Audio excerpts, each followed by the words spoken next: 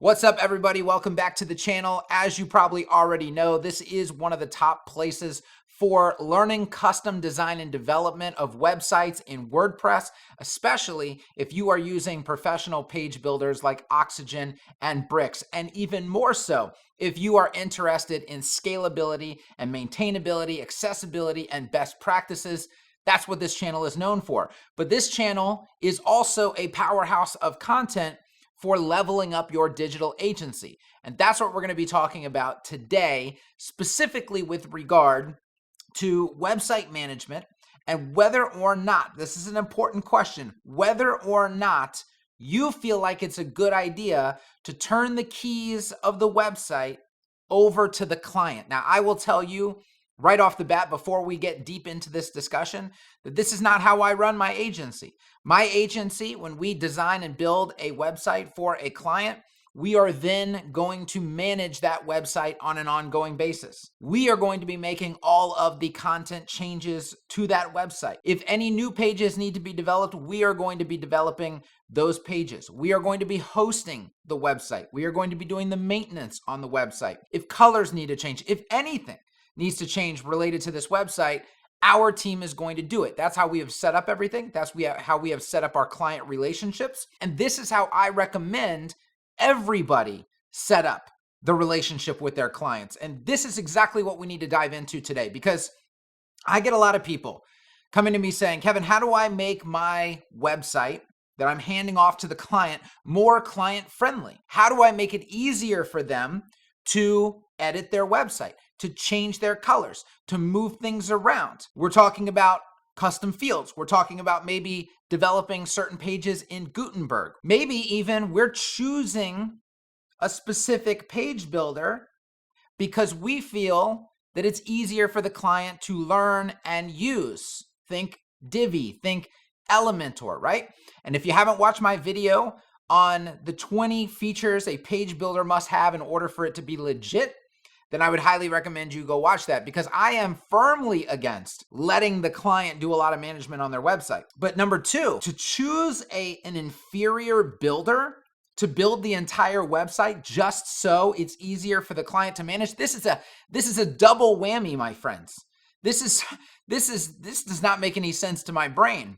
And I think after I lead you through this conversation, hopefully, maybe you'll see some of the really big problems with this. So the topic today is, should we be letting clients edit their own website? Should we be turning the keys over to them, so to speak, when we are done with a project? So the first question I want to propose to you is this: are there any other industries full of professionals that do this similar thing, that hand over the keys to the client and encourage the client to make changes and edits? For example, if you hire a photographer, does that photographer encourage you to take the digital files from their camera and edit them yourself and apply presets yourself and just come up with whatever they want to come up with using the photos that they produced? Or does that photographer tend to say, no, I'm gonna handle the editing process. I have my own presets that I've custom developed. I have my own style. I know what looks good in a photo. And so I'm gonna do all of the post-processing, and then what I'm gonna do is I'm gonna give you the final files.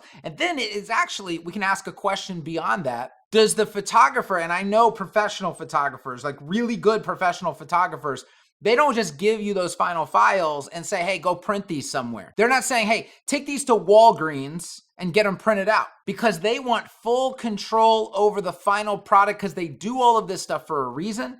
They're a professional. They know what's best. And so what they say is, which sizes would you like? Would you like canvas? Would you like prints? Would you like frames? What would you like?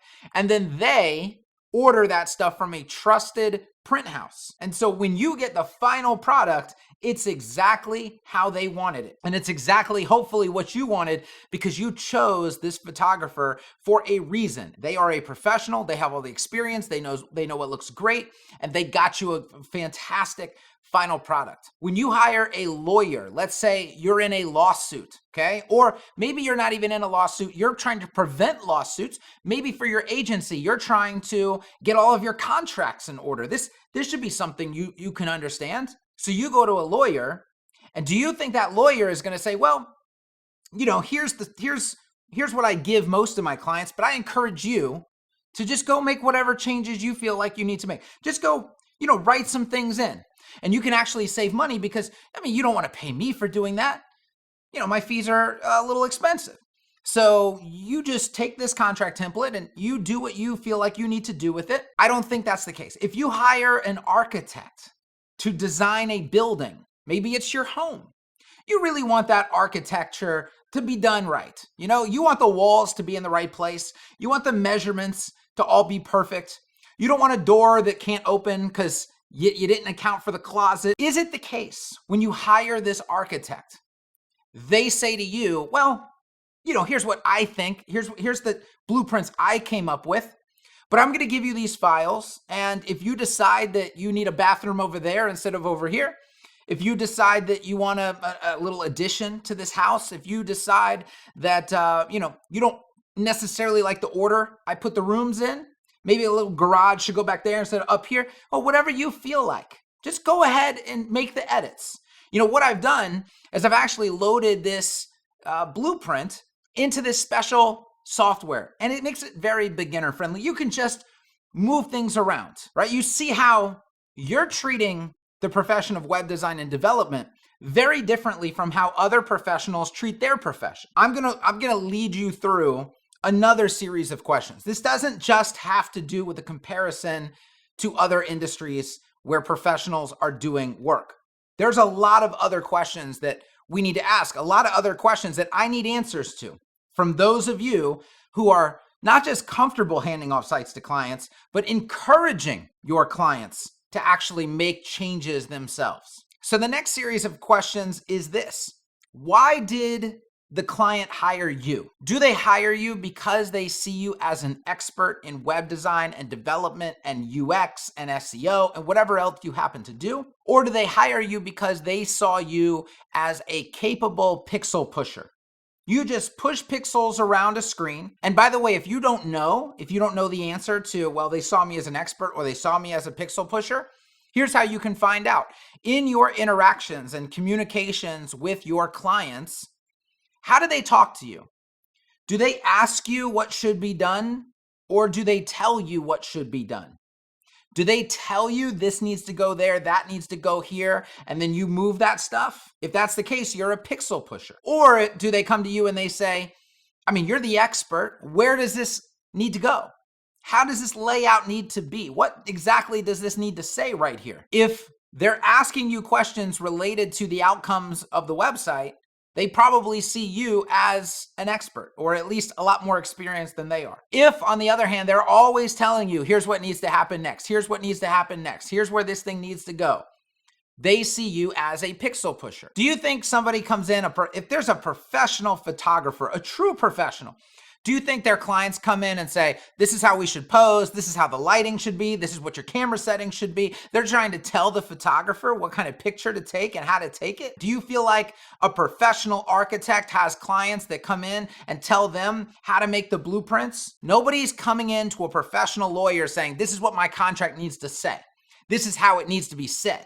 This is the order we need to say it in. We have to start respecting ourselves as web designers and developers in the same fashion. If we're thinking about handing this off to the client to let them edit themselves, the question is, why would you ever do that? Didn't you design the website the way it is for a specific purpose based on your experience and expertise? Doesn't the different headlines and blurbs, don't they say what they say for a specific reason and a specific outcome based on your expertise and experience? Oh, you got the copy from the client.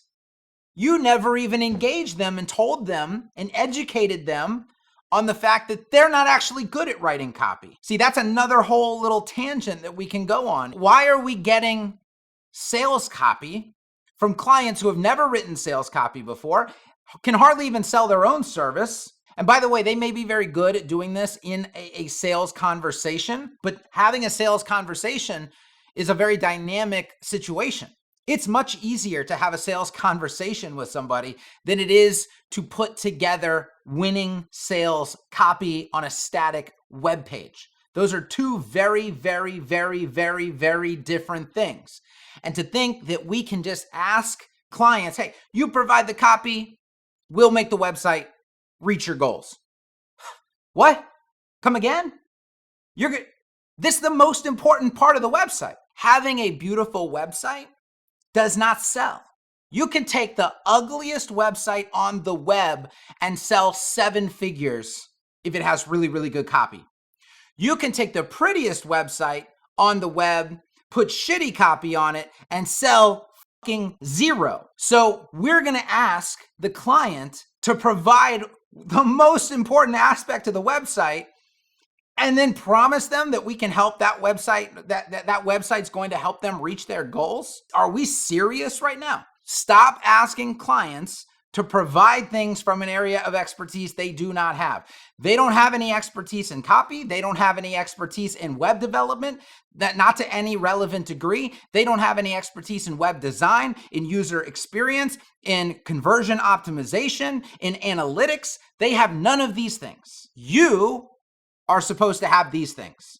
And then you are supposed to set up a relationship with the client to where they respect you for having those things. So again, I ask, what are your clients hiring you for? If they're hiring you to push pixels around a page, you have a major, major problem on your hands. You are making 1/10 of the money that you should be making. Now, that may be the case because you don't have these other skills. And if you don't have these other skills, you need to work on acquiring these other skills. Inner Circle's a really good place to do that. Okay, I got a link below. Acquire those skills in the inner circle. But for sure, you've got to get out of pixel pusher mode. But my point is this. If you are suggesting that you have done all of these things for a reason, the UX is for a reason, the design is for a reason, the colors for a reason, the layout for a reason, the copy for a reason, the calls to action for a very specific reason, working towards a very specific outcome. If you then say, now I'm going to hand you the keys. You change whatever you feel like you need to change. In fact, we made it easy for you. In fact, if you decide you want to make changes, don't call me. I made this easy for you to do. Don't bother me with this stuff. What you're communicating for real is that none of this actually matters. Either that, none of it actually matters. I was lying when I said I did all this stuff for a specific reason. Or 2, I was lying when I said I cared about you getting the best outcomes for your business and that I was actually going to help you reach your goals. Which one were you lying about? Were you lying about the fact that all that stuff was put where it is because it really matters?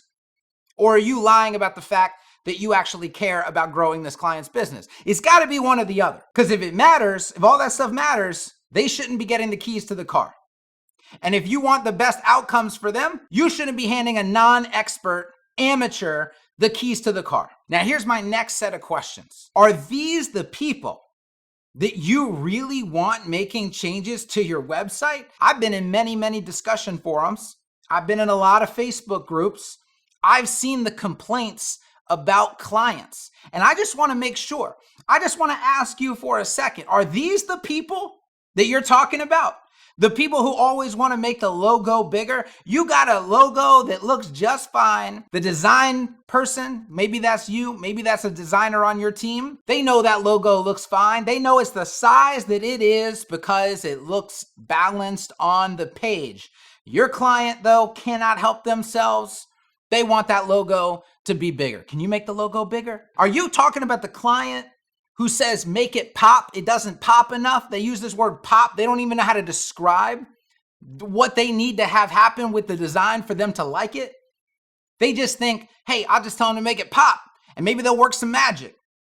And you're in here in these Facebook groups and these discussion forums going, I can't believe my client's telling me to make it pop. I don't know what they mean. I don't know what they're talking about. I don't know what I need to do. But you want to turn the keys of the car, of the website, over to that client? Are these the same people who in your initial design discussions, they were chaotic, they were haywire, they were giving out idea after idea from left field, and you were just You were just like, I can't take this. This guy has no idea what they got a mood board with shit everywhere. You don't know what they're talking about or where these ideas are coming from or how they're getting these ideas. And every idea they have, none of them go together. That doesn't go with that. These colors don't go together. We can't use the 9 fonts you selected. I'm just got to ask the question.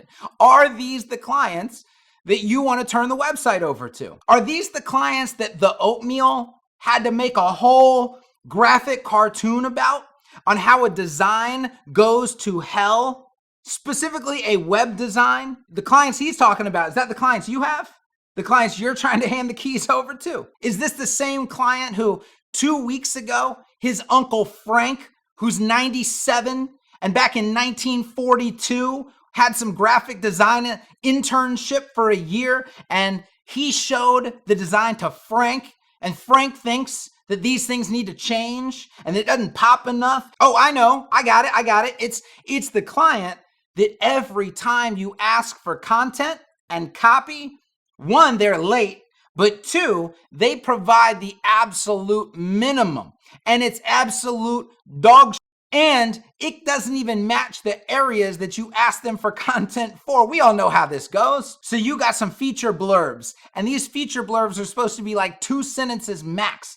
And every feature blurb you ask for content for, they sent back a paragraph on. So now you got to go and figure out which part of this paragraph can fit into this little tiny blurb area. Meanwhile, all the areas that need some paragraphs of copy, you got a few sentences for here and there. And now you're figuring out, hey, how do I expand on this for them? And by the way, because you don't listen to me and you aren't in the inner circle, you're doing all this shit for free. Just give me whatever you have, do the best you can, and I'm going to try to make some adjustments, and I'll fix it up, and I'll make it nice, and I'll make it. That person that's doing that to you, this is who you're going to hand over the keys to. But let's talk about the final set of questions and insights. Is this a situation where you truly deep down have a passion for great work, for professional work, and you have a passion for growing businesses and helping clients reach their goals? Or is this a situation where you just love cashing checks, and because you cash this check, and you're able to turn the keys over and get this client out of your hair and move on to the next check cashing opportunity, you're going to try to do that as fast as possible. And at the end of the day, you don't really care what happens to these clients. You don't really care about putting a feather in your cap saying, I helped grow that business. I took that business from 500 grand a year to 2.5 million a year. I took that client from 2.5 million a year to 10 million a year. I helped that client get from 10 million a year to 50 million a year. I helped that $50 million client get to 150 million a year. You don't want those feathers in your cap? I want those feathers in my cap. So when clients come to me, ain't no way in hell, baby, I'm letting them do whatever they want to this website. Because I'm putting everything there for a reason. We're trying to reach a goal, and we're treating this thing like a well-oiled machine. I am not a pixel pusher. I am an industry expert. This is how you have to sell yourself. This is how you have to position yourself. And let me tell you something. If you turn the keys over to them and let them do all these changes and all this stuff, and it blows up on them, number one, they're still going to blame you. Who did your website? Jim did my website, but I wouldn't recommend it, man. Jim charged me $5,000, and this website's done nothing for my business. Now, he's not going to tell that guy that he actually went and changed the copy, changed the layout, made some color arrangements. That's not going to be part of the story. The part of the story is Jim fucked this up. Jim took my check and I didn't get anything in return. That's what the story is going to be. Don't let him tell that story. Now, this also goes into the future with regard to referrals and testimonials. That conversation is actually kind of rare. And you might say, well, I know it's kind of rare, and that's good that it's kind of rare. I don't want people talking bad about my business. But what you're not getting is the other side of the equation. That when you take the reins, when you build a website that actually produces results, you can't stop the clients from talking about you. They're not waiting on somebody to come to them going, hey, who built your website? They're actually going out to every business owner they know. Business owners know business owners. They're playing golf. They're going to their kids' birthday parties. They're yada, yada, yada. It all happens. They mingle. And so anytime they come across another, hey, what do you do? What do you do for work? Oh, you got your own business. I got my own business. And if that person, you built the website for that person, you've really helped grow their company. You've really helped this company be something online. They are going to be telling every entrepreneur they know about you. Hey, are you doing anything online? Let me tell you about the results I've been getting. Hey, it's Jim over here. Jim is the one that got me these results, man. He is an expert. He knows exactly what he's talking about. He took my project. He handled every part of my project. Okay, those are the kind of conversations you want people to have. They aren't going to be having those conversations when you turn the reins over to them and they start doing all this stuff to their website when they have no idea what they're doing or what they're supposed to be doing or why all that stuff was the way it was in the first place. All right, I think I have made my point. I think we should sign off. Let me just do a little bit of a recap. You need to be seen as the expert. You need to be hired as the expert. You need to be treated as an expert. And then here's the key. You need to act like an expert. And an expert does not hand the keys over to the client to do whatever they want willy-nilly. It just does not happen, and it needs to stop happening. I am firmly in the camp of do not let clients edit their own website. You need to become the website manager. You need to drive where that ship is going. You need to tell the client, hey, here's the website that we built, but this is not finished. This is a living, breathing thing, and I'm going to help you guide this to where you need it to go because it cannot just sit here. If it just sits here, then you're not going to get the results you told me you wanted to get. And I'm not going to be happy, and you're not going to be happy. So I'm going to drive this thing. We can work with whatever budget you have. We can drive slow or we can drive fast, but we got to drive somewhere. And what you ultimately need to have is dozens and dozens of clients who you are actively managing websites for. And I'm not just talking about maintenance plans. You're actually driving strategy for these companies. You're really bolting on other things that they need. Hey, Google Ads would fit really well for this client. Need to be having a conversation about Google Ads. Need to be managing the Google Ads. Hey, SEO would be great for this client. You need to be adding on the SEO. You need to be driving the SEO results. If you're on the freelancer side of things, if you're a one-man band, you're probably going to have to start building a team. If you don't want to build a team, perfectly fine. I get it. Okay. Maybe you're happy being a one-man band or a one-woman shop. All good. Okay. But here's what you need to do.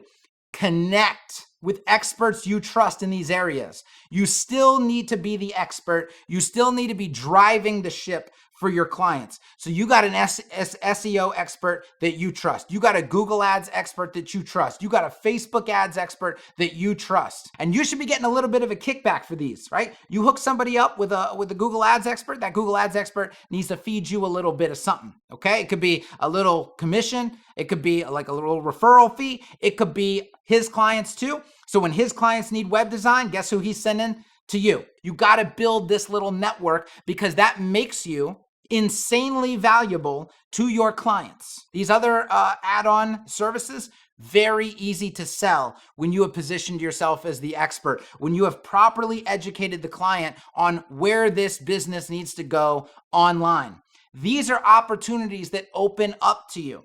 I've done videos in the past on how to 2x, 3x, 4x, 5x your website revenue. How do you think it's done? It's not done by building more websites and taking on more projects. It's done by raising your rates, providing actual expertise, and then bringing in these add-on services. I think my argument is clear. I want to invite you to drop comments below. Tell me I'm wrong. And if you think I'm wrong, tell me why. Give me examples of why I'm wrong. If you think I'm right, I want you to drop comments with examples from maybe some horror stories in the past where you turn keys over to the client. Because we can't just say, hey, Kevin, you're right. I agree with you. I want to know why you know I'm right. Listen, I want every single one of you to be more successful than you've ever been. Every single one of you that's doing $25,000 a year, I want you doing $75,000 a year. Every one of you that's doing $75,000 a year, I want you doing $250,000 a year. Every one of you that's doing $250,000, I want you doing $1 million. I want you doing 10 milli. I want you to get as high as you can possibly get, because I know you're going to get there not by pixel pushing, not by handing keys over to clients. You're going to get there by refining and honing and delivering your expertise. And that's what we need everybody doing. We don't need to be in a race to the bottom as web designers and developers and digital marketers. We need to be establishing an industry of expertise and professionalism so that when somebody comes in, like when they walk in to a lawyer's office, they know they're going to pay. When they walk into a dentist, an orthodontist, right, for their braces, they know they're going to pay. When they walk into a surgery center to get some heart work, brain work, whatever done, I know we're not saving lives here, but we are saving businesses, and these businesses can make a lot of money. We need people to know when they walk in somewhere or they start a conversation that there is some financial investment behind this. This ain't going to be a $500 discussion. This ain't going to be a $1,500 discussion. There is money involved because we provide tremendous value, and we have studied and we have practiced, and we do this stuff for a reason. And you don't get to touch it because you don't know what you're doing, with all due respect. That's it. That's it for me today. Drop your comments below. I want to hear from you. I want to hear your examples. I'm out. Peace.